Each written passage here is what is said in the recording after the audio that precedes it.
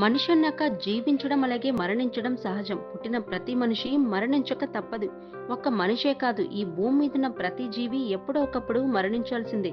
అయితే ప్రపంచమంతటా ఎన్నో విచిత్రమైనవి కనుగొన్న శాస్త్రవేత్తలు ఇప్పటికి కూడా మనిషి ఎక్కువ కాలం జీవించడానికి మాత్రం మందు కనిపెట్టలేకపోయారు. దీన్ని బట్టి అర్థమవుతుంది కదా, పుట్టిన ప్రతి ఒక్కరూ ఖచ్చితంగా మరణించాల్సిందే అని. అయితే మన భారతదేశ పురాణాల ప్రకారం ఇప్పటికి కూడా ఒక 8 మంది బ్రతికే ఉన్నారట. మరి వాళ్ళెవరో ఇప్పుడు మనం తెలుసుకుందాం. నిజానికి చాలా మంది ఈ విషయాన్ని నమ్మలేరు, కానీ ఇది అక్షర సత్యమని కొంతమంది తేల్చి చెబుతున్నారు. ఆ 8 మందిలో మొదటి వ్యక్తి బలిచక్రవర్తి. ఈయన ఇప్పటికీ జీవించి ఉన్నాడని మనం పురాణాలు చెబుతున్నాయి. 3 అడుగుల స్థలం కోరుతూ వామనుడి రూపంలో వచ్చిన శ్రీ మహావిష్ణువుచే పాతాళ లోకానికి తొక్కబడిన బలిచక్రవర్తి అందరికీ తెలుసు. అయితే ప్రతి ఏటా ఒక్క రోజున మాత్రం బలిచక్రవర్తి పాతాళ లోకం నుంచి భూమిపైకి వస్తారట. ఆ రోజుని కేరళ ప్రజలు ఓనం పండుగ జరుపుకుంటారు. విభీషణుడు విభీషణుడు రావణుడి తమ్ముడు. ఈయన రామాయణం తెలిసిన ప్రతి ఒక్కరికి తెలుసు. విభీషణుడు రామాయణ యుద్ధంలో శ్రీరాముడికి సహకరించడంతో రాముడు అతనికి మరణం అనేది లేకుండా వరం ఇస్తాడు. అందుకే విభీషణుడు కూడా బ్రతికే ఉన్నాడని చెబుతారు. విభీషణుడికి రాజస్థాన్ లో ఒకే ఒక్క దేవాలయం ఉంది.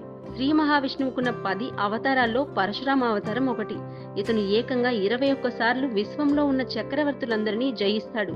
ఈయనకు కూడా మృత్యుంజయుడిగా వరం ఉంది. కాబట్టి ఇప్పటికీ పరశురాముడు కూడా జీవించి ఉన్నాడని చెప్పుకోవచ్చు. వేదవ్యాసుడు మహాభారతం చెప్పినటువంటి వేదవ్యాసుడు కూడా మృత్యుంజయుడే. పురాణాల ప్రకారం ఈయన కూడా ఇప్పటికీ జీవించి ఉన్నాడని చెప్పుకోవచ్చు. అశ్వత్థామ ఈయన గురించి మనం ఈ మధ్య వచ్చినటువంటి కల్కి మూవీ చూసిన ప్రతి ఒక్కరికి అర్థమయ్యే ఉంటుంది. ఈయన ద్రౌపది కుమారులను నిద్రలోనే చంపుతాడు. దీంతో కృష్ణుడు అశ్వత్థామకి ఎప్పటికీ జీవించి ఉండాలని, కర్మఫలం అనుభవించాల్సిందే అని శాపం పెడతాడు. మహాభారతంలో అశ్వత్థామది ఒక ముఖ్య పాత్ర. అలా అశ్వత్థామ కూడా ఇప్పటికీ బతికే ఉన్నాడని చెప్పుకోవచ్చు.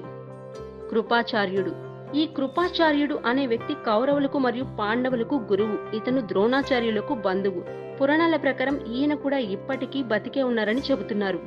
మార్కండేయ మహర్షి చిన్న వయసులోనే తనకు మృత్యువు ఉందని తెలుసుకున్న మార్కండేయుడు శివుడికై కఠోర తపస్సు ప్రారంభిస్తాడు. ఆయన తపస్సుకు మెచ్చిన శివుడు మార్కండేయుడికి మరణమే లేకుండా వరమిస్తాడు. కావున మార్కండేయుడు కూడా ఇప్పటికీ జీవించి ఉన్నాడని పురాణాల ప్రకారం చెప్పబడింది. ఆంజనేయ స్వామి ఇప్పటి వరకు మనం చెప్పుకున్న వారిలో ఎవరు తెలిసినా తెలియకపోయినా ఆంజనేయ స్వామి మాత్రం భూమి మీదున్న ప్రతి జీవికి తెలుసు.